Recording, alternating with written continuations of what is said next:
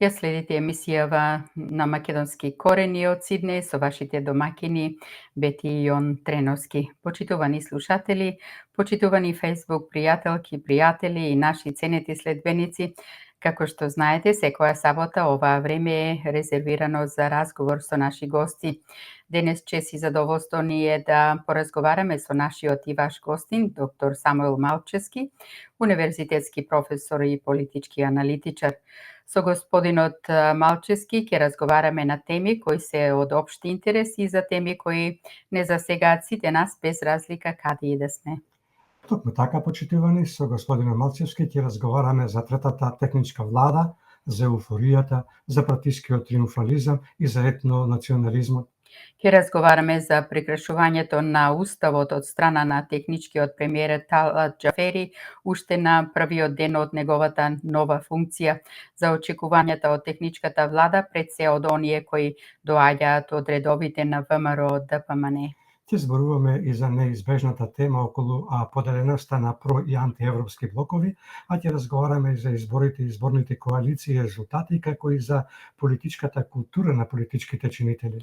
Ќе зборуваме за тоа кој колку тежи од политичките партии според последните анкети, а ќе зборуваме и за изборните листи и за лицата кои ќе се најдат на истите. Ќе зборуваме и за започнатата кампања од страна на СДСМ, како и за законот за рестриктивни мерки. Ќе анализираме средбата на лидерите на Европскиот сојуз са промени Касами Гаши и Меджети со косовскиот премиер Албин Курти, а на која средба им се придружи лидерот на Алијанса на албанците Арбен Таравари. А ќе разговараме и за наводниот нон-пейпер за оневозможување ВМРО да состави новата влада. И дали за тој нон-пейпер се крие можеби некаква си приштинска платформа. Токму така, почитувани, ова се само еден дел од темите за кои во следниве 80 на минути ќе разговараме со нашиот гостин, професор доктор Самуил Малчевски, кого во овие моменти преку видеолинковско поврзување го покануваме да ни се придружи во студиово на Македонски корени. Се надеваме дека нема да имаме проблем со звучниот сигнал. Сме на екранот, верувам и не слушате. Господине Малчевски, добро ви утро и добро ни дојдовте на Македонски корени. Добро утро, Джан, здраво Бети. Поздрав од Скопје, добро утро по македонско време, добар ден по австралиско време. Ми представува чест и задоволство што повторно сум гостин во вашата емисија. Пред да почнеме, сакам и вас и на слушателите и гледачите да им се извинам за мојот глас, сезона на вируси е, па така да некој вирус ме нема одминато и мене утро, ќе се потрудиме да реализираме емисијата. Господ здравје, далеко сне нас не фаќаат, само вие гледајте се го здравјето, малку повеќе течност и се ќе помине. Добро јутро од мене, господине Малчевски, ви благодариме што сте заедно со нас и со сите наши гледачи и слушатели.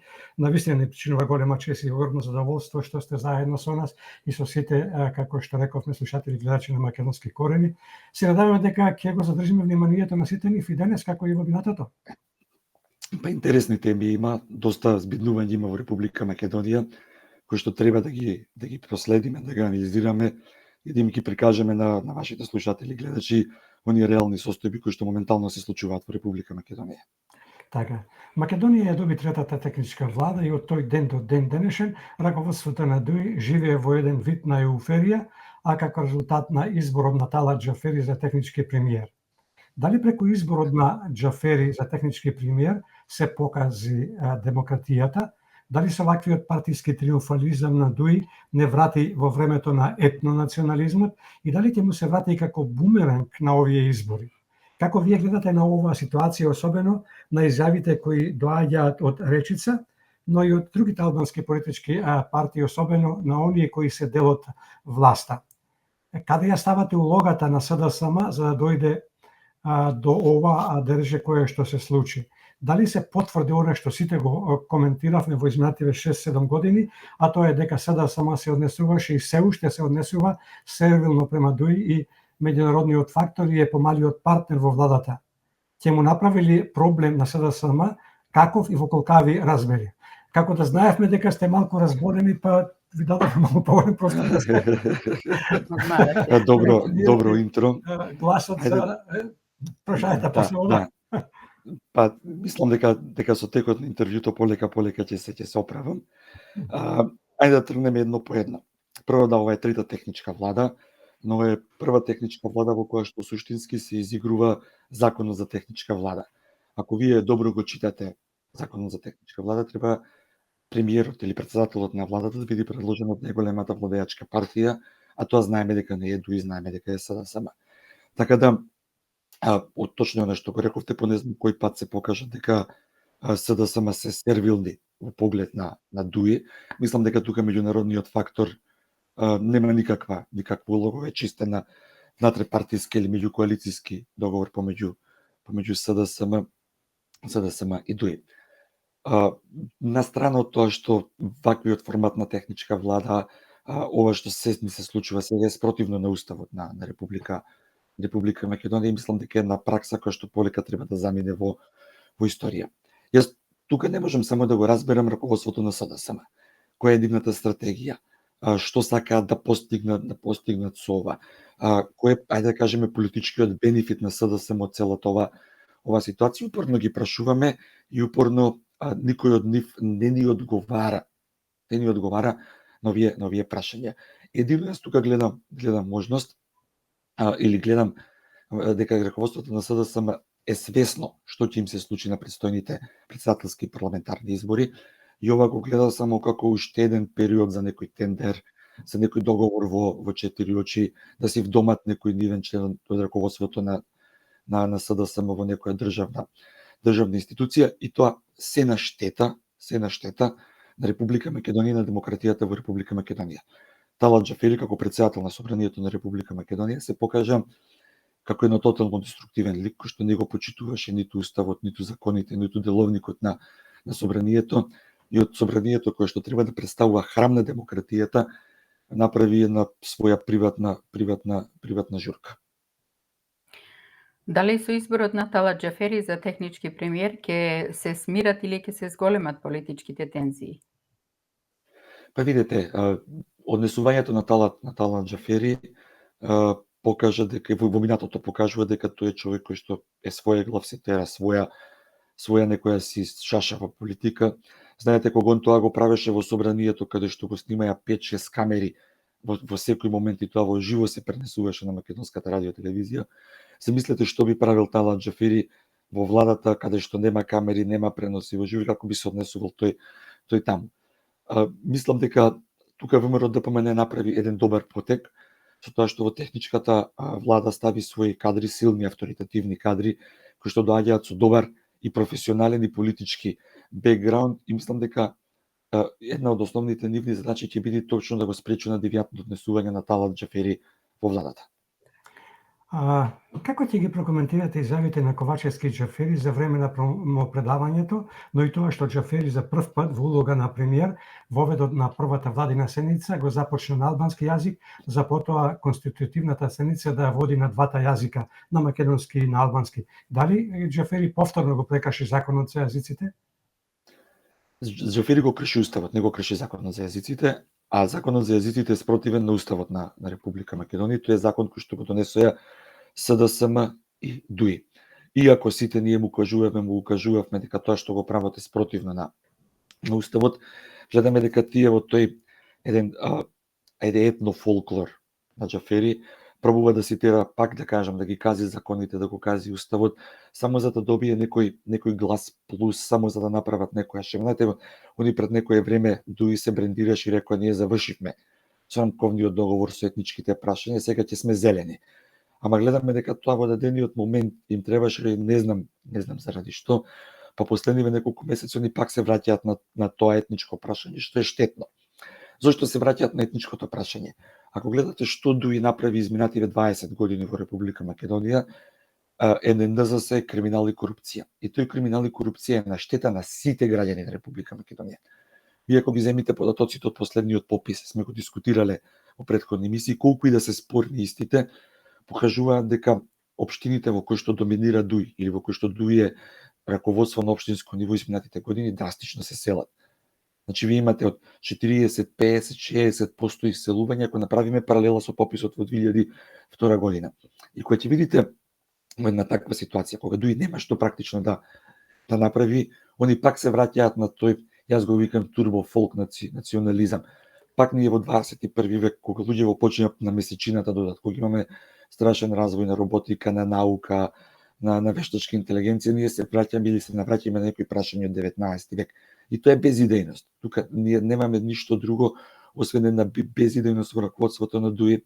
Мислам дека и они ги следат анкетите, гледаат што им се случува или што ќе им се случува. Па знаете како најлесно е во немање на резултати да посегнете по тој турбофолк национализам и да го замајувате народот со тој турбофолк национализам. Пред малку ја споменавме еуфоријата. Како ќе ја прокоментирате изјавата на Ахмети дека изборот на Талат Џафери за технички премиер бил историски ден, при тоа додавајќи дека постанале газди во законодавниот дом? Видете, тоа е веќе предизборен фолклор. Многу пати ние досега сме ги слушале тие, сме ја гледале, сме ја слушале таа риторика, но суштински што тоа ќе значи за граѓаните, како тоа ќе им го подобри животот на албанците во Република Македонија. Да тргнеме назад, од здравство, од образование, труд и социјална политика, безбедност. Значи, ДУИ направи пустош секаде каде што чепна. И тоа е на штета најмногу на сите нас. И од тука знаете како сега историски ден, многу пати претходно сме биле сведоци на такви мегаломански изјави кои што завршувале една недела од како ќе бидат дадени, од како сите ќе ја заборават таа изјава. Што историски донесе за Република Македонија? Ништо. Што историски донесе за демократските процеси во Република Македонија? Па можам да кажам со сигурност ништо. Дали ваквата еуфорија и изјава е само пиар трик на ДУИ за предизборно да си ги прикријат сите други нереализирани ветувања во текот на нивното владење кои им ги дадоа на нивните гласачи, или пак има и друга позадина? Не, мислам дека е суров пиар. Суров пиар. Они, знаете, ајде да се навратиме назад. Можеме ли да се сетиме на, ајде да кажеме, 3 проекти кои што ДУИ ги направил изминативе 20 години во министерствата кои што ги раководи. Дури и тој мегаломански проект што го најавуваја со Бехтел и Енка, нели тоа беше историски проект, па не знам, историско поврзување, па се, колку време пројде, ништо не е направено. Буквално ништо не е направено. Така да ќе бидеме сведоци, знаете, пред избори како што ќе наближуваат изборите, како што ќе ги гледаат политичките партии анкетите, така да ние ќе бидеме сведоци на тој фолклор и мислам дека не треба многу да им обрнуваме внимание. Како што се и очекуваше, ВМРО ДПМНЕ не гласаше за преодната влада на Џафери. Какви се вашите реални очекувања од оваа техничка влада? Како ќе функционира, особено ако се земе во предвид експозето на Џафери, во кое најави дека ќе водел борба со корупцијата и дека ќе ги продолжи европските интеграции и немал намера да излегува надвор од зацртаниот пат на претходната влада? Ќе сведочиме ли на нов хорор во овој преоден период, како што најави лидерот на ВМРО ДПМНЕ, доктор Христијан Мицкоски? Вака, прво, експозито на Џафери е исто така еден трик. Оваа влада има 100 дена, во тие 100 дена треба да спроведе избори. И тоа е нејзината задача. Знаете, вие сега, по мене ми е смешно кога синонимот за корупција во државата е ДУИ, најнаш ви станува и ви вика, ние ќе се бориме против корупција. Па они се основата на корупцијата во Република Македонија. Син му на Талат Џафери вон законите и вон позитивните прописи во Македонија стана обвинител, не стана мојот син или ничи друг син. Така да сега тоа е помалку е смешно кога он излегува и кажува јас ќе се борам против корупција. Тука многу е битно да напоменеме дека сите ние бевме позитивно изненадени од кадрите на ВМРО ДПМНЕ во техничката влада, дури мислам дека и самите и ДУИ и СДСМ беа изненадени од решенијата кои што ги предложи ВМРО ДПМНЕ. И тука они мислам дека ќе имаат историската улога. Прво ќе треба да го спречат Талат Џафери во своите намери да прави циркусот од владата, а второ треба да го спречат на изборен подкуп кој што СДСМ и ДУИ го планираат во овој период, прикриен во некакви си антикризни мерки. Мислам дека до сега успешно се справуваат. Мислам дека не ми е така лесно на СДСМ и на ДУИ во владата со актуелните министри и заменици министри од ВМРО ДПМНЕ и мислам дека нема да гледаме хорор, да, ќе има препукување, они ќе пробаат, сега се изненадени, малку се збунет и се ретерираат во нив ги нема неколку дена по медиуми, но мислам дека во позадина спремаат стратегија како да настапат против министрите од ВМРО ДПМН, но што и да направат нема мислам да им успе. Станува збор за професионалци, за искусни луѓе во политиката кои што нема да дозволат СДСМ и ДУИ изминатите или следните 90 и неколку дена да прават циркус и да пробуваат да го корумпираат изборниот процес. Кога смека Џафери и неговото експозе, дали ваквите негови изјави најавуваат посилна предизборна соработка помеѓу СДСМ и ДУИ? И дали очекувате да се случи предизборна коалиција СДСМ-ДУИ и се посилно инсистирање на евроатлантските интеграции, кои интеграции ги користат за подобба на македонското општество на про и антиевропски блокови, а со цел да го заплашуваат македонскиот народ и македонските граѓани за време на изборниот процес? Мислам дека таа приказна им е пројдена. Мислам дека нема шанси веќе, дека не им пали, дека никој не им верува. Знаете како, вие не може да кажете дека сте проевропска опција со неевропски манери. Да те пате по институции, криминал, корупција, кои ги читате оние извештаи на меѓународната заедница или на меѓународните институции, вие ќе сватите дека се они се само не се европска опција и во овој момент они се клучната пречка за евроатлантскиот пакт на Република Македонија. Во однос на коалициите, мислам дека СДСМ сака по секоја цена да оди во коалиција со ДУИ. Јас пред некој ден во една дебата јавно прашав дали е точно дека Ковачевски му нуди на Ахмети првите 2 години од владењето да биде албанец премиер, вако пообично и немаат одговор на сите тие прашања, се неми. А дали ќе влезат во предизборна коалиција или нема да влезат СДСМ и ДУИ во предизборна коалиција, зависи од однесувањето на алијанса. Зошто? И тоа што онај албанско опозицијски блок веќе сериозно во проценти му се доближува на ДУИ. Ако на тоа додадеме алијанса, мислам дека алијанса за албанците заедно со тој европски или заедно со тој опозицијски албански блок сериозно ќе го порази ДУИ на следните избори.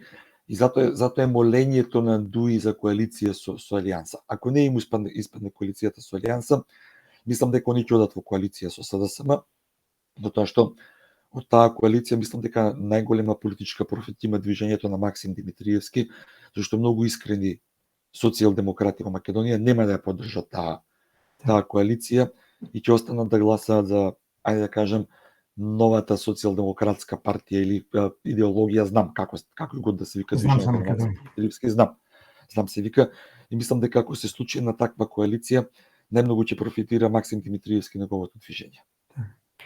Кога сме кај наменската поделба на проевропски и антиевропски фронт, која поделба ја наметна од владата, пред се од СДСМ и ДУИ, а кои формулации најверојатно ќе бидат нивно главно оружје во предизборната, но и за време на изборната кампања, дали ќе успеат да го прелажат гласачкото тело со ваквите приказни? Има ли уште некој кој ќе им поверува пред се ако се земат во предвид ветувањата кои ги дава во предходниот изборен циклус, но и она што и го направија на Македонија и на македонскиот народ и македонските граѓани? Остана ли нешто со што би се пофалила оваа ненародна влада во заминување во изминативе 6-7 години? Јас многу често барам поддржувачите на оваа ненародна власт да ми кажат минимум 3 проекти кои што ги сработиле во интерес на граѓаните. Немаат со што да се пофалат. Немаат, и да не се лажеме, они ќе одат на таа варијанта, ние сме проевропски блок, ние сме про-НАТО опција, визави сите останати кои што се спротивставуваат на овој криминал, корупција и на разнебитувањето на Македонија и оние штетни политики по македонските национални интереси. Така да, таа приказна не верувам дека ќе им пројде. Јас пред некој ден кажав дека они да бидат среќни ако освојат 25 претеника на следните избори, што би било најкатастрофален резултат за СДСМ. Ќе пробаат по народната 100 пати повторена лага да стане вистина, ама знаете како има уште една народна приказна која што вика царот е гол. И мислам дека таа приказна нема да им пројде овој пат. Во едни вакви односи какви што се помеѓу политичките партии, но и помеѓу учесниците кои се дел од оваа техничка влада, дали е можно, односно дали ќе смогне сили оваа техничка влада да организира фери демократски избори? Па јас ви кажав, значи што се однесува до СДСМ и до ДУИ, таму позицијата нивна е јасна. Значи они ќе пробаат се да направат само за некој глас, плюсот и си ги гледаат анкетите и го гледаат она што ќе им се случи на денот на избори. Тука пак се навраќаме на моментот на кадрите на ВМРО ДПМН. Мислам дека они ќе имаат клучната улога во спроведување на фери демократски избори за некои 90 дена од сега. И мислам дека уште од првиот ден они понашто ни е достапно во медиуми, сериозно си имаат зафатено да обезбедат еден кредибилен изборен процес во кој што граѓаните стварно една за секогаш ќе стават крај на оваа ненародна влада и ќе ги испратат во политичка историја. Во изминативе изборни циклуси бевме сведоци на едно многу ниско ниво на политичка култура помеѓу политичките чинители во изборниот процес, која политичка култура се спушта дури и до ниво воопшто да се нема никаква комуникација помеѓу релевантните политички играчи. Дали ваквата политичка култура и немање на комуникација е една од причините за проблемите кои ги имаме со соседите, особено со Бугарија и Грција, поврзана со европскиот пат на Македонија? Видите, јас многу пати до сега сум кажал и упорно ќе го повторувам тоа. Значи не е здраво во едно општество ако опозицијата и власта немаат комуникација меѓу себе. И ако лидерот на опозицијата и лидерот на власта барем еднаш месечно не пијат кафе, па макар тоа било и проформа кафе на почеток. До сега. Значи, имаме два моменти, и тоа мислам дека тоа е политички парадокс. Кога опозицијата бара диалог институционален и во институционален, а владата упорно избегнува и не сака да седне на иста маса со опозицијата. И тоа е штетно за Македонија. И да, тука сте во право.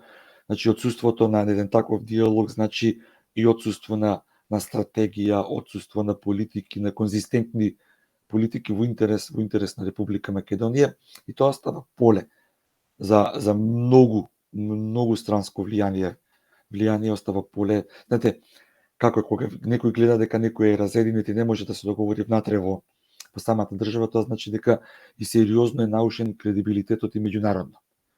Така да, јас би сакал еден ден да видам еден диалог помеѓу власта и опозицијата во интерес на македонските национални интереси пред се. Да изградиме и државна стратегија и стратегија по области, каде ја гледаме Република Македонија во следните 5, 10, 15 години, да поставиме одредени црвени линии, кои што без разлика кој е на власт, нема тие црвени линии да бидат напуштени. Нешто што го гледаме кај нашите соседи, без разлика кој е на власт, без разлика кој е премиер, они не отстапуваат од нивните црвени линии. За жал не го гледаме кај нас. И тоа е сериозен проблем и представува сериозен проблем и за рейтингот на Република Македонија во меѓународните институции и организации.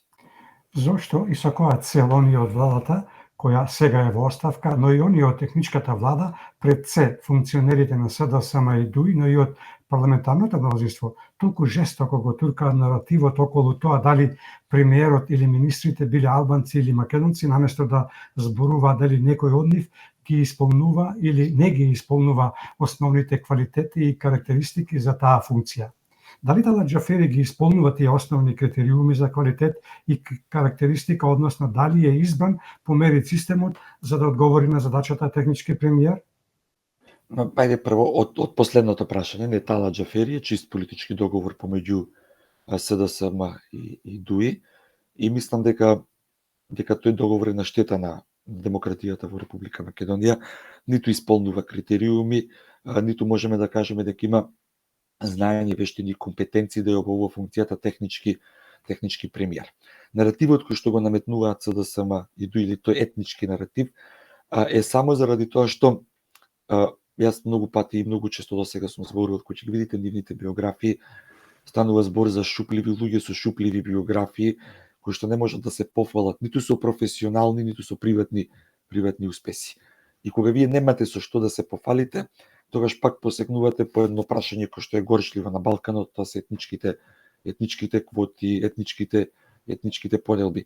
Да имаат они знаења, да имаат биографии. Верувајте дека секој ден ќе мафтат со тие биографии по медиуми и ќе викаат јас знам ова, сум работел таму, сум работел ваму.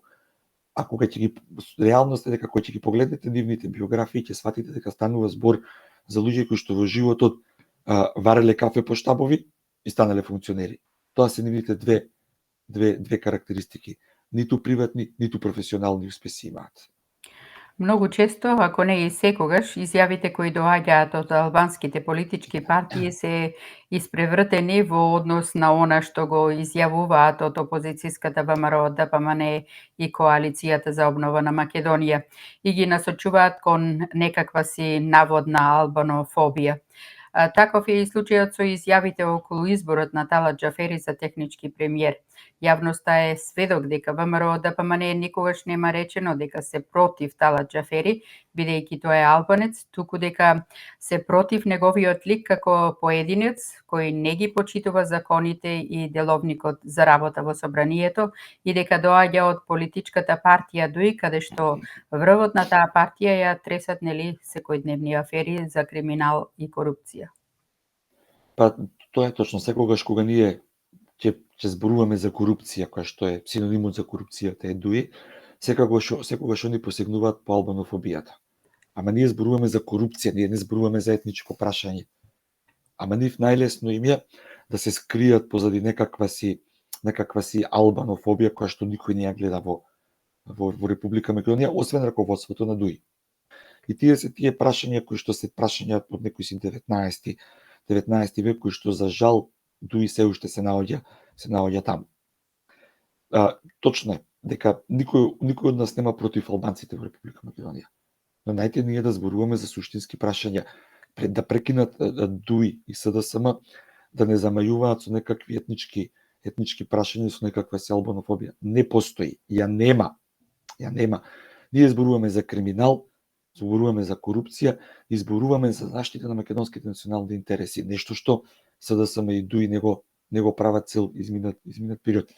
И пак ќе ви кажам, мислам дека се прочитана приказна, никој веќе не верува во нивната, па мислам дека дури ни самите тие веќе не се веруваат во нивниот наратив, но мора да го кажуваат истото, бидејќи нема што да понудат.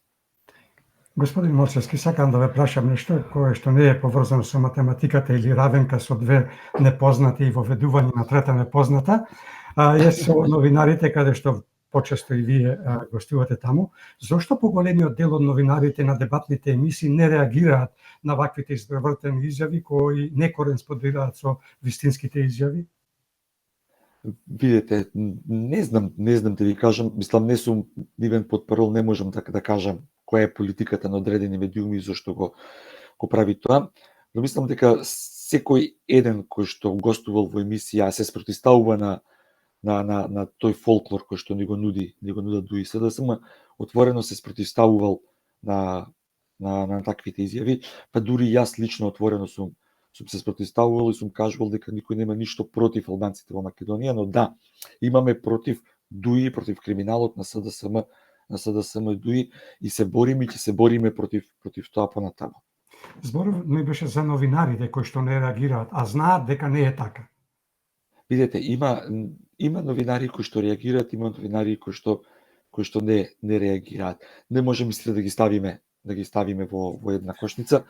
Мислам дека во Македонија има сериозни новинари професионалци кои што досега секогаш се спротивставувале на глупостите кои што ни ги сервираат СДСМ и ДУИ. Токму така ние не рековме дека сите новинари, затоа рековме дел од новинарите. Да не разберат погрешно колегите од Новинарите Македонија. во Македонија така. Ако ги земеме во предвид првите чекори кои ги направија техничките министри кои доаѓаат од редовите на ВМРО ДПМН, кои заедно со замениците министри го представуваат лицето на цела партија која претендира да преземе власта на следниве парламентарни и претседателски избори, какви резултати очекувате од нивната работа и дали со нивната работа и однос, како и пристап кон задачите кои ги имаат, ќе успеат да докажат дека не се сите исти, наспроти она што власта и оние нивни ботови се обидуваат да туркаат тезата дека сите се исти? Па ја ќе одам еден чекор поназад. Не се само министрите и замениците, тука треба да ја земеме предвид и работата на градоначалниците кои што доаѓаат од редовите на ВМРО ДПМН, они се веќе повеќе од 2 години локална власт по 40 и неколку општини во Македонија, кои што функционираат во едни тешки услови, наследија катастрофа по општините со блокирани сметки и секојдневно се соочуваат со обструкции од власта. Па ние гледаме дека продолжија да се градат градинки, да се градат, реновираат школи, гледаме дека продолжува да се санира инфраструктурата по општините и на сето тоа се надоврзува работата на техничките министри и заменици, кои што ги предлага ВМРО ДПМН. И ако малце подетално анализирате, ќе видите дека стана збор за една конзистентна политика на избор на кадри кои што исполнуваат одредени критериуми. Имаат знаење, вештини, компетенции, може да се справат со предизвиците кои што ги очекуваат. Знаете, она што СДСМ и ДУИ го има направено во Република Македонија, еден пустош. Нашите институции се наоѓаат во една сериозна состојба и не е лесно истите да се менаџираат. Почнувајќи од општините, па префрлајќи се на централно ниво. Мислам дека до сега, како градоначелници на ВМРО ДПМН, така и поставените технички министри, заменици министри, ја исполнуваат својата задача, се на висина на својата задача. Гледаме дека сериозно пристапија кон своите обврски, дури и пробуваат да решаваат проблеми за кои што нивните предходници се покажа дека се тотално неспособни да ги решат. Македонското собрание до 4 април ќе функционира во полн состав, а изборите ќе бидат распишани на 14 февруари. Какви се вашите очекувања, на што ќе биде ставен фокусот на пратениците во овој период, особено ако се земе во предвид последната напнатост помеѓу пратениците околу предложените закони за во администрација кои владата ги пушти со европско знаменце? Видите, она што ни се случува во собранието на Република Македонија изминативе 2 години е сурова сервилност на пратениците на СДСМ кон се што ќе предложи влада, со исклучок на еден или двајца пратеници кои што се одважи им се спроти ставија. И од друга страна гледаме дека ВМРО ДПМН или пратениците на ВМРО ДПМН грчевито се борат против сите оние законски решенија кои што се на штета на Република Македонија и до сега успешно се справуваат. И јас мислам дека до распуштањето на собранието, политичката група на ВМРО ДПМН, која што по мене е една од најдобрите пратенички групи кои што имала партијата до сега, ќе остане на своите позиции и ќе успее до крај да ја намали штетата од ова девијантно владење на СДСМ и ДУИ. Они ќе се обидуваат. Не им останува ништо друго да протнат уште некое законско решение, да пробаат уште од нешто ситно да профитираат, оти знаат што им следи. Но јас верувам во пратеничката група на ВМРО ДПМН и сум убеден дека како и до сега, така и понатаму ќе успеат да ги блокираат сите обиди на оваа ненародна власт да лично профитира носејќи чудни закони во собранието на Република Македонија. Господин Малчевски, во четвртокот на македонската телевизија се појави една анкета која ги опфаќа сите изборни единици, е направена врз база на изнад 1000 и нешто испитаници, особено за секој од овие изборни единици, а е спроведена од Институтот за политички истражувања. Не знам колку ја видовте, верувам дека имате видено таа анкета, но према резултатите на таа анкета, очигледно е водството на ВМРО ДПМН е според останатите. Денес немаме намера да ги разгледуваме сите изборни единици, ќе се задржиме само на единицата. Во изборната единица ВМРО ДПМН има 20,6%, а СДСМ 10,4%. Кај албанските политички партии разликата не е толку голема, ДУИ има 6,7%, а новиот Европски сојуз за промени, кој е опозиција на ДУИ, 4,3%. За Алијанса за албанците се изнасиле 1,4%, за Левица 4,5%, а за партијата на Максим Димитриевски Знам за Македонија 2,9%. Према новиот модел, овие бројки претворени во пратеници би изгледале вака: 9 пратеници за ВМРО ДПМН, 4 за СДСМ, 3 за ДУИ, 2 за Левица, 1 за Европскиот сојуз, а за албанската опозиција 1, спрем за Македонија исто така 1, а за Алијанса за албанците нема према овој процес на броење на пратениците, таа ќе остане сигурно без пратеник во оваа изборна единица. За кандидатите за председатели резултатите се слични како и оние за парламентарните избори. Може би се уште рано, ми тоа сепак ќе ве прашам, Господин Малчевски, ако овие бројки ги земаме како првични показатели за крајниот резултат на изборите и ако го земеме во предвид досегашниот раст и пат на партиите како изборните неофицијални програми кои ги најавуваат партиите, каков заклучок можеме да извлечеме од оваа анкета и какви резултати вие очекувате на 8 мај? Кој колку пратенички места би добил и дали бројката на планирани пратенички места ќе зависи од процентот на излезеноста на гласачите? Ајде, пак да почнеме од назад. Да, ќе зависи од прашање. процентот. Да, огромно прашање. Да, Поградни сте вие од македонски поле. Ќе зависи од излезеноста. Мислам дека што поголема излезеност, тоа повеќе му одговара на ВМРО-ДПМН и на опозицијата. И сега тука има неколку моменти кои што ние треба да ги разгледуваме. Прво, се уште ова се анкети на политички партии, не се анкети на коалиции. Затоа многу следно ќе зависи. Например, ако гледаме една ситуација, имаме дека во овој момент во првата изборна единица ДУИ има 3 пратеници, албанската опозиција има 1. Алијанса нема. Ако Алијанса оди со албанската опозиција во коалиција, тогаш ДУИ ќе има 2, албанската опозиција ќе има 2, им земе 1 пратеник на ДУИ. Ако Алијанса за албанците оди со ДУИ, тогаш Левица ќе падне од 2 на 1 пратеник. Така да се уште ова се анкети кои што ајде да кажам да ја навестуваат политичката пролет во Република Македонија, но можеме ние само да предвидуваме бидејќи не се базираат на коалиции, се базираат на политички партии. Што е битно, што е клучно? Изборната единица 1 самата по себе е многу интересна, бидејќи тука веќе е јасно дека Мицковски ќе ја предводи листата на опозицијата, Ковачевски ќе ја предводи листата на власта, освен ако ДУИ не му каже нешто поинаку се разбира. Левица ќе ја предводи Апасиев. И тука ние гледаме дека ВМРО-ДПМН или гледаме еден тренд на раст на рейтингот на ВМРО-ДПМН. Првата изборна единица е доста битна ради тоа што на сите претходни избори, дури кога ВМРО-ДПМН е победувал во сите останати изборни единици, во првата изборна единица бил или на граница или тесно губел од СДСМ. Сега е сосема различна ситуацијата. Вториот момент кој што е многу битен, кој што ајде сите оние кои што се занимаваат професионално со статистика го гледаат, е моментот дека на сите претходни анкети околу 56% од граѓаните во Република Македонија кажуваат дека нема да гласаат, не знам, нема да излезам, се уште не сум определен, нема да гласам за никој.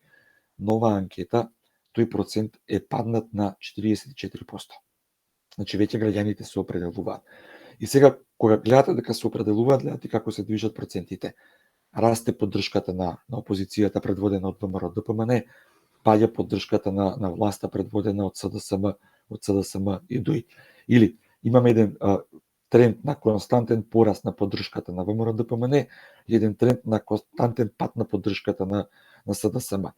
Сега, што би се случило на денот на избори, би било доста интересно да се прати, но ако ова е предвестник на изборите, со сигурност можам да кажем дека ВМРО-ДПМН ќе однесе на голема изборна победа. Тоа ќе биде по мене над 55 пратеника, ако вака се бројките и ако ова се бројките кои што ние ги имаме во дадениот момент. И мислам дека колку е поголема излезеноста на тие избори, толку ќе биде и победата на ВМРО-ДПМН поголема, и овие конечно штетни политики за Република Македонија треба да ги пратиме во историја. Сите политички партии кои ќе учествуваат на изборите си имаат своји внатрепартиски калкулации за тоа кој колку пратеници ќе добие и на кој начин ќе ги добие. Ако се земат во предвид претходно споменатите резултати од оваа анкета, но и резултатите од други релевантни анкети, какви предизборни, но и посизборни коалиции очекувате? Кој со кого ќе коалицира и во колкава мера ќе се промени бројот на освоени пратенички места? Па видите вака, ајде ќе тргнеме од македонскиот блок.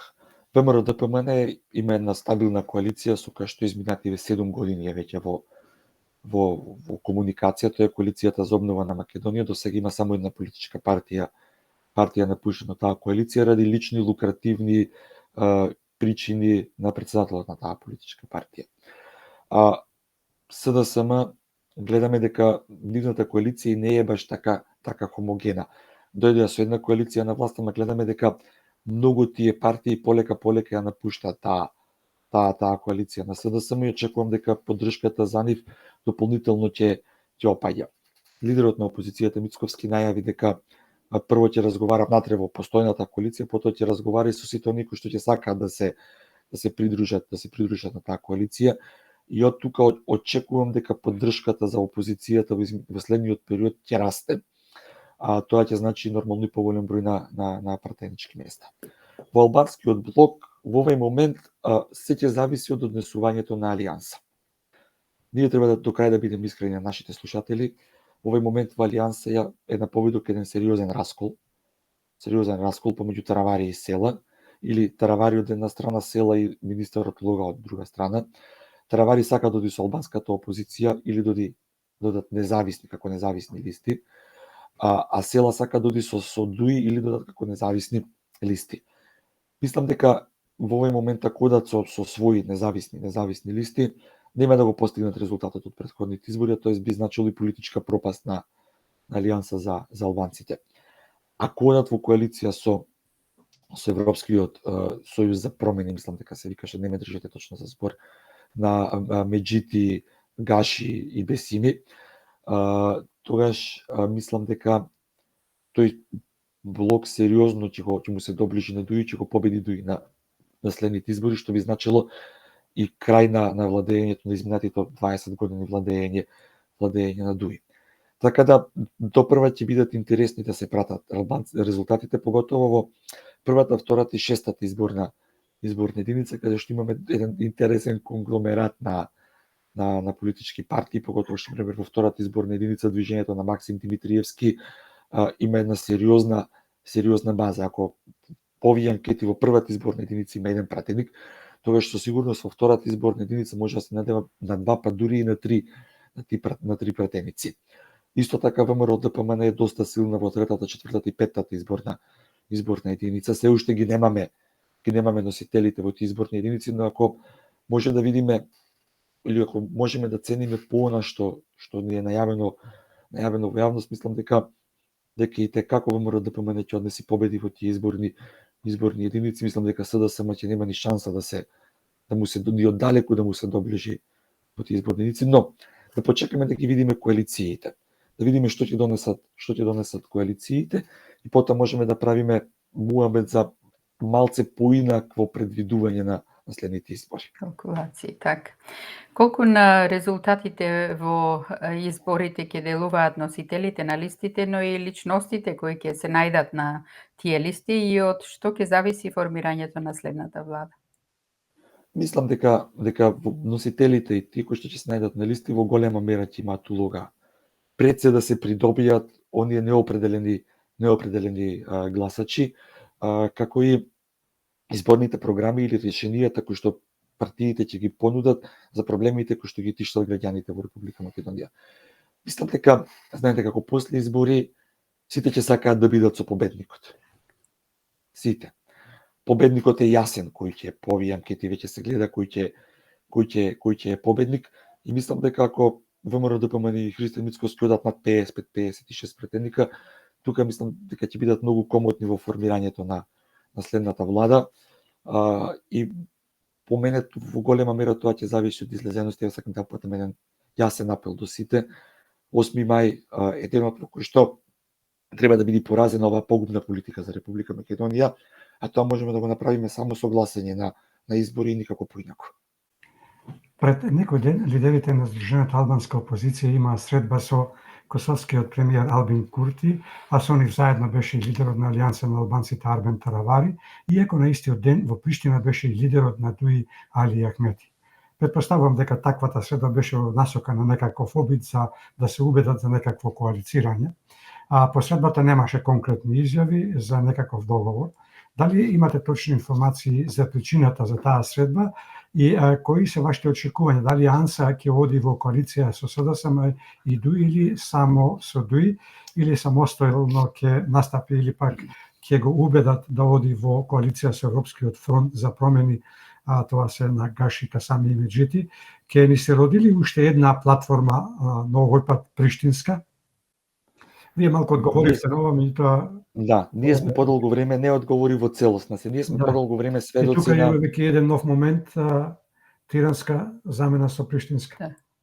па да, ние сме сведоци дека еден подолг временски период дека политиките во однос на албанците во Македонија се кореат во Приштина, не се кореат ни во Тетово, ни во Гостивар, ни во Скопје, и тоа за жал е на штета на македонските национални интереси. Знаете како, не може од една страна вие да барате соживот во државава, да барате рамноправност, а од друга страна секогаш кога треба да покажете соживот. Па, ајде да кажеме и во однос на едно прашање кое што нас македонците не тишти сите, а тоа е она упорна асимилација од страна на нашиот источен сосед кој што се обидуваат да ја прават, тогаш вие да глумите некакви си демократи, да глумите некакви си европејци или не знам што. Ако има соживот, тоа значи рамо до рамо ќе застанеме сите заедно во интерес на државата. Не може кога им одговара соживот, тогаш има соживот, а кога не им одговара трчаат во Приштина и се договараат во Приштина претходно во Тирана и така натаму. Јас лидерите на албанските политички партии би ги повикал на разум и ги бих повикал да прекинат да бараат поддршка по соседството за нивните политики. Треба да излезат овде да ја побараат поддршката и да седнат овде да се договорат, да не трчаат по туѓи дворови, да не трчаат по туѓи поддршки. И ако сакаат соживот, тоа е патот кој што мора да го направиме. Мора по прашања кои што се чувствителни за нас македонците, кој што е континуираната асимилација од страна на Република Бугарија према нас македонците, да застанат рамо до рамо со нас.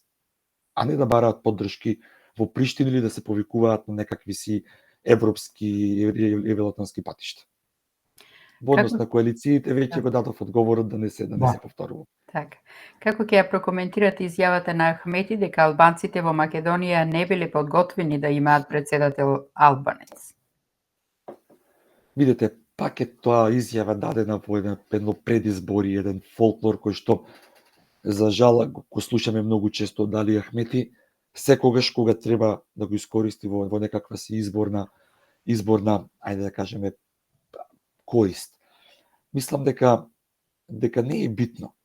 Дајте луѓе ние да зборуваме кој е човекот кој што ќе го врати достоинството на функцијата пред особата, маж, жена, се уште не знам, кој што ќе врати достоинството на професијата или на функцијата председател на Република Македонија. За жал, изминативе 5 години ние имаме слика без тон, човек кој што ги менува ставовите како чорапите, еден ден кажува едно, друг ден кажува друго, излегува по телевизија како селската рашмалка, оговара, кажува работи кои што не се достојни за функцијата председател на Македонија. Дајте да најдеме човек околу или особа, маж, жена, околу која што сите ќе се обединиме и конечно Република Македонија да добие достоен председател. Треба да излезат од овај турбофолк национализам, аман веќе преку глава ни е дојдено од сето тоа. Така.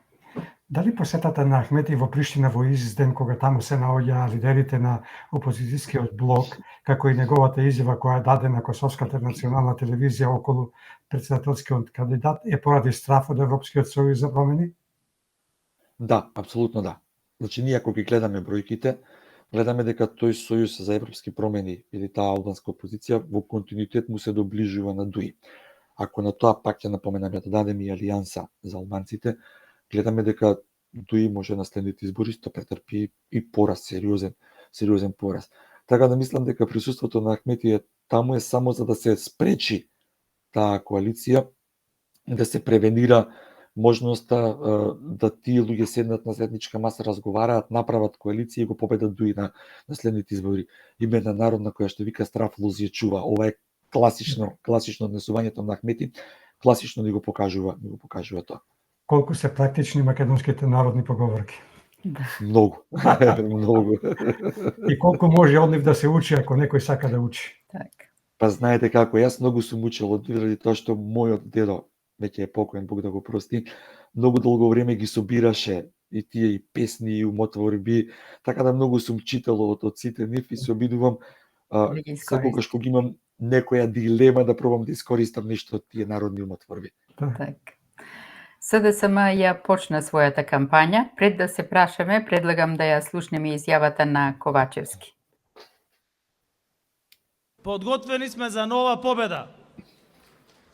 Точно 99 дена од победа на изборите на Социјалдемократскиот сојуз на Македонија и проевропската коалиција.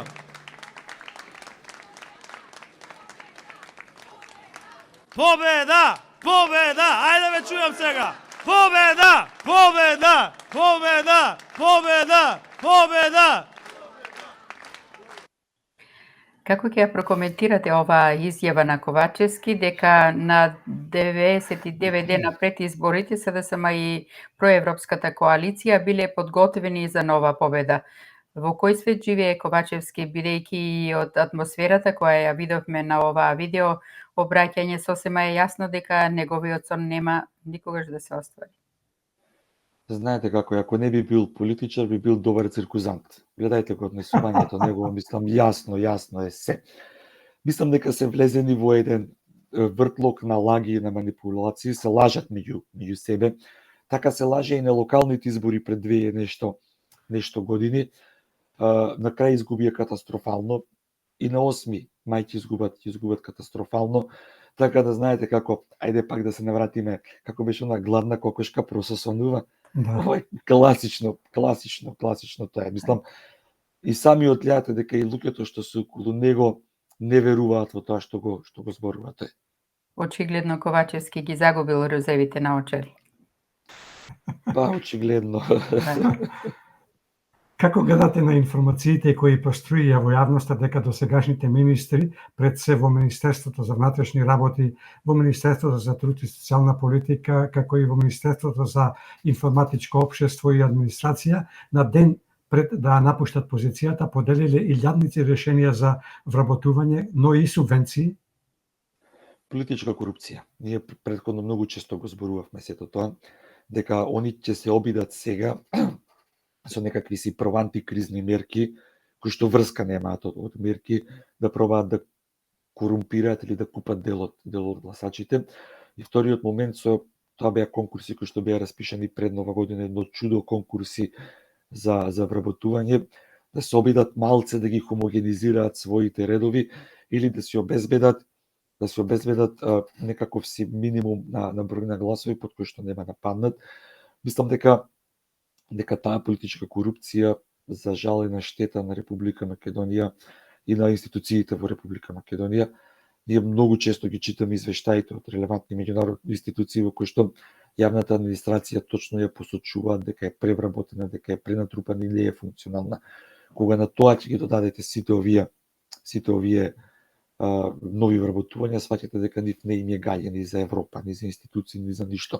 Чисто политичко профитирање и обстојување стои во позадина на се она што тие го прават изминатиот период. Новиот спикер Јован Митревски во преодната техничка влада имаше средба со пратениците на Сдружената албанска опозиција за да изнајдат решение за избор на 5-тиот член на Државната изборна комисија, кој треба да дојде од опозицијата, поточно од Европскиот сојуз за европски интеграции, но не им ветил дека ќе го решил проблемот со Државната изборна комисија.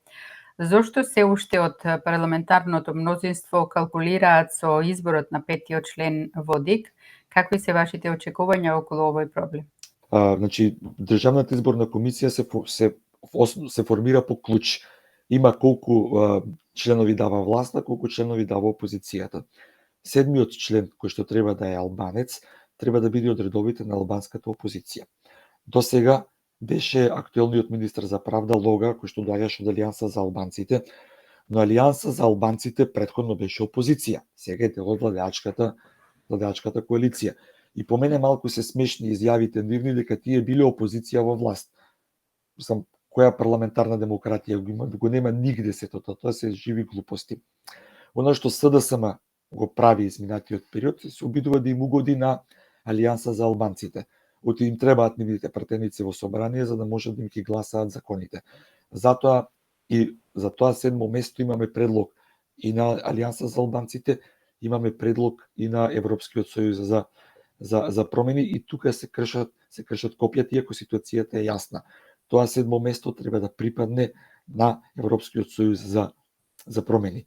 И мислам дека ако Јован Митевски или Митревски, како и год да се вика, го почитува законот и го почитува уставот, треба веднаш предлогот на алијанса, на Сдружената албанска опозиција да го стави на гласање и тој да биде седмиот член во Државната изборна комисија.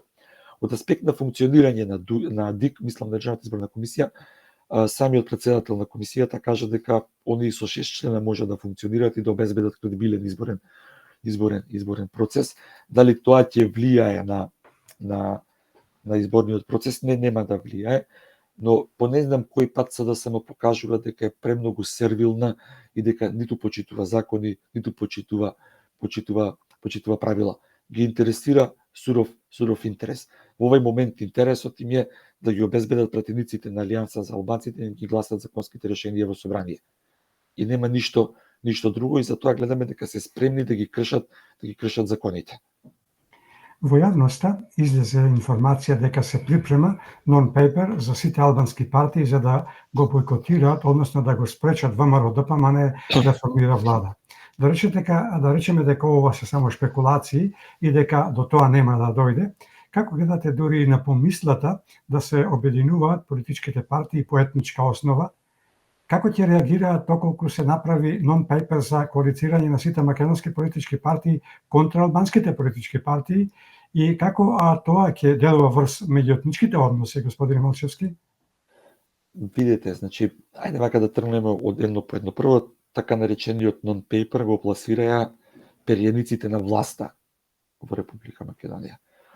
Јас не верувам дека некој би се дрзнал во овој момент на вакви едни анкети да прави некаков си нон-пейпер. Еве, отворено, одговорно ви тврдам. Сите да застанат заедно со СДСМ, нема да освојат повеќе од 50 пратеници во Република Македонија. 70 ќе освојат ВМРО-ДПМН и другите опозициски партии. Така да ѓаволо побогу, зашто им е тој нон-пейпер? Освен да го продолжат онај наратив кој што е присутен во јавност од нивна страна, дека ВМРО-ДПМН наводно нема коалициски потенцијал. Што е сосема една глупост, бидејќи гледајте ги Тетов во гости во Рикуманово, ќе сватите дека тоа е далеку од вистината и со тоа се обидуваат да ја дефокусираат јавност од реалните проблеми кои што ги имаме во Република Македонија. А тоа е криминалот, корупцијата и се она што ни се случуваше изминатите 7 години на штета на македонскиот народ и македонските национални интереси. Така да, веќе ги зборувавме анкетите, јас по она што во овој момент го имаме како бројки, како податоци, ВМРО-ДПМН сигурно ќе оди над 55 пратеници и тука во вода паѓаат сите глупости кои што ни ги сервираат од Илинденска број 2 или јас тоа го викам од Центарот за лаги и манипулација на СДСМ. Издавањето, односно промената на патните исправи пред се пасошите се многу голем проблем кој го остави нерешен претходниот министер за внатрешни работи Оливер Спасовски.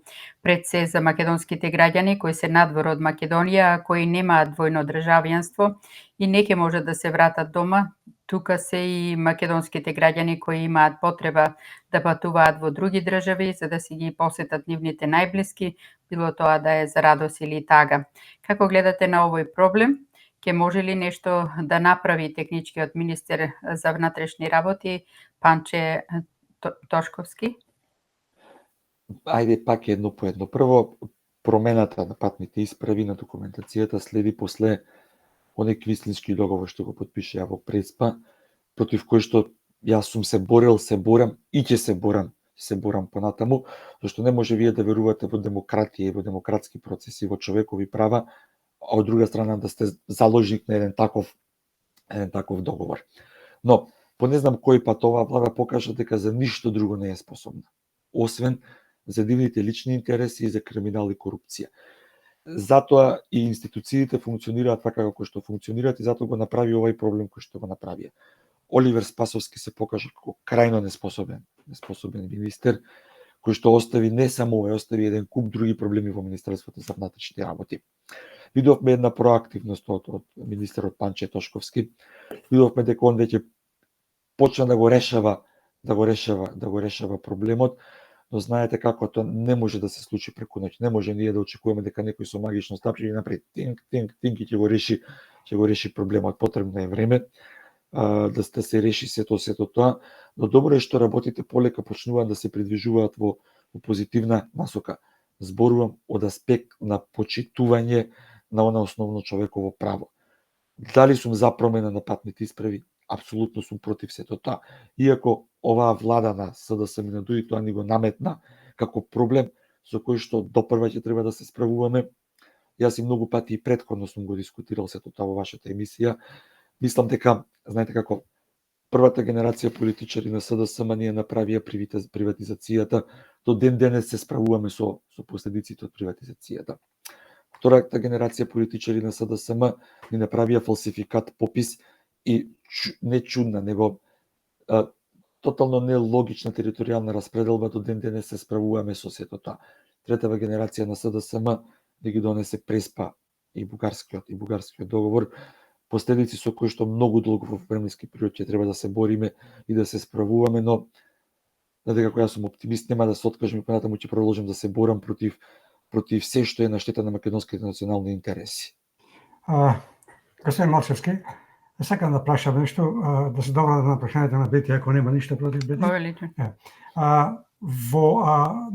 Спомнувавте за оние чекори кои што го представи министерот за внатрешни работи, беше нападнат од левица, дека со тоа давале легитимитет на Северна Македонија, при тоа заборавајќи дека тие се оние кои што го донесоа Зоран Заев на власт за да го смени името. Како вие ќе го прокоментирате, ќе ги прокоментирате тие напади? Видете вака, прво јас не знам како да коментирам луѓе кои што од политиката прават циркус. Тие боеја по улици, тие беа дел од шерената парада, не бевме ние, тие му помогнеа на Зоран Заев да дојде на власт. При тоа, Зоран Заев во парламентот го посочи Димитар Апасиев и му кажа дека он му дал финансиски средства за да ја основа левица, а Апасиев избега од салата, не му се спротистави. И сега најнаш они се појавуваат како некакви си спасители и се грижат за нешто. Јас веќе предходно напоменав. Република Македонија е во сериозна политичка состојба. За ние да успееме да се справиме со се она што ни се случи изминатите години, прво ќе треба време. Треба многу време, да не се лажеме. Второ, ќе треба многу голема конзистентност на политиките и на потезите кои што ќе ги превземаме, и трето ни треба стратегија. Во овој момент, освен циркузантски изјави од левица, ние ништо друго не гледаме. Така да, мислам дека и последниве анкети кажуваат дека им паѓа рейтингот, народот веќе ги препознава циркузантски политики. Знаете, тука ќе се надоврзам на една реченица од Гоце Делчев, како Гоце Делчев вика, труд и постојанство, тоа е силата која што човек го прави највелик при секоја иницијатива. Јас во овој момент ќе додадам само дека ќе ни треба и многу разум, ако сакаме барем нешто да повратиме од она што го изгубивме благодарение на СДСМ изминатите 7 години и благодарение на левица која што ги донесе СДСМ на власт пред 7 години. Како ќе прокоментирате одлуката на владата да го повлече од собраниска процедура законот за рестриктивни мерки, кој закон беше иницииран од Министерството за надворешни работи, а се однесува за корумпираните политичари кои се на црните листи на САД и Велика Британија? Која е причината и почива наредба е повлечен овој закон и која е целта во вторник повторно да се најде пред министрите, овој пат пред министрите од техничката влада? Видите вака, тоа е, ајде да кажам, прво самиот закон значеше упат во правосудниот систем во Република Македонија, зашто кај нас судот е тој кој што носи одлуки за конфискување на имот, а не владата со некаков си закон. И јас ова они што го прават го гледам како еден политички циркус, да ти биде техничка влада прво и да го донеси тој закон, не може да дојде на дневен ред во собранието ради тоа што чекаат едно чудо закони. Второ, да пробаат да го поднесат со европско знаменце, пак нема шанси ради тоа што овој закон не е во согласно со ниту една европска регулатива, пак ќе добијат шамари од Брисел дека го злоупотребуваат европското знаменце. А го повлекоја. Зошто го повлекоја? Зошто се плашат. Знаат дека тие црни листи нема да прекинат, веќе во јавноста се шпекулира со некои имиња кои што би се нашли на тие црни листи, нив им е страв дека по некој време може и они да се најдат на тие црни листи, па така да бидат доведени во ситуација да некој го спроведе законот кој што го донели им го конфискуваат нивниот имот. Така да ова е од чисто лукративни причини повлечен е тој закон. Мислам дека и вторник да се најде на седница собранието до неговото распуштање нема шанса да го донесе истиот, и ова е пробување да они некако прикажат дека се борат против корупција. А главниот јавен обвинител кој што треба да се бори против корупција, го гледаме на сликите со сите нив. Па како некој да се бори против корупција, некој кој што бил заедно со рачињата во медот, кој што се овие одуи со рачињата во медот. Така да изборен циркус и фолклор е сето тоа. Како ќе го протолкувате предлог законот кој владата која сега е во оставка, неколку дена пред да се изгласа техничката влада, усвоила предлог закон за давање милионска државна помош во висина од 50 милиони евра на грчката фирма Mytilineos за градење на гасна централа на Газибаба во Скопје, а при тоа државата нема да има никаков удел во електраната. Предлог законот за овој стратешки проект на владата веќе стигнал во собранието и треба да се донесе по скратена постапка. Предлагач на овој предлог закон е министерот за економија Крешник Бектеши, а потписник Артан Груби, првиот вице-премиер кој е во оставка. Према овој предлог закон, инвеститорот има право на гарантиран слободен пристап до пазарот на електричната енергија. Државата се обврзала да формира нова индустријска зона во Газибаба, а ЕСМ ќе биде обврзано произведената електрична и топлинска енергија да ја купува од инвеститорот, но не е познато по која цена. Директорот за развој и инвестиции во ЕСМ, Виктор Андонов, не кажа по која цена ќе се купува, единствено рече дека цените ќе се утврдувале по пропишани формули. Видете, ова е исто како со Бехтел и Енка. Еден коруптивен закон, кој што Бехтел и Енка ги донесоа со европско знаменце, ова пробуваат по скратена постапка да го донесат. Моје лично мнение е дека еден таков објект е од стратешки интерес за Република Македонија и тој треба да биде во доминантна државна собственост, а не ние да си бидеме кираџи во собствената држава. Мислам дека тој закон се уште не е ставен на дневен ред во собранието и тука клучна ја гледам улогата на пратениците на ВМРО ДПМН да се обидат да го спречат донесувањето на ваков штетен закон. Ако успеат да го донесат под некакви си чудни околности, ништо не ме чуди. Затоа она преска што го зборувавме со ДИК и со 7-то место во Државната изборна комисија не го затвараат прашањето, за да не ги налутат Алијанса да им ги гласаат законите. Оти ако Алијанса не им ги гласа законите, немаат мнозинство во парламентот. Но тој закон како е донесен, така може да биде и поништен и некој сериозно да одговара за оваа корупција која што ние ја гледаме дека ни се случува на отворена сцена. Така. Господине Малчевски, ви благодариме за учеството во Македонски корени. Ни беше чест како и секогаш. Имајте си убав викенд, многу здравје и поскоро совладување на вирусот. Пријатно до слушање и скоро довидување. Ви благодарам многу на поканата, ми беше чест и задоволство уште еднаш да се извинам за тоа што мојот глас утрово едноставно ме напушти ради некој си вирус. Се надевам дека доскоро пак ќе се видиме во еден поубав амбиент. Се надевам дека конечно после 8 мај Република Македонија ќе биде ослободена од оваа ненародна власт и ќе можеме да разговараме на поубави теми, а тоа да не е криминал, корупција и распродажба на македонските национални интереси. Немојте толку да чекате, ние ќе ја поканеме пред тоа, бидејќи изборите се пак имаме многу време за анализирање на се она што ќе се случува на теренот. Господ здравје и секое добро. Господ здравје. Се слушаме еден. Благодарам, поздрав, убав ден се на јубава. Пријатно. Пријатно.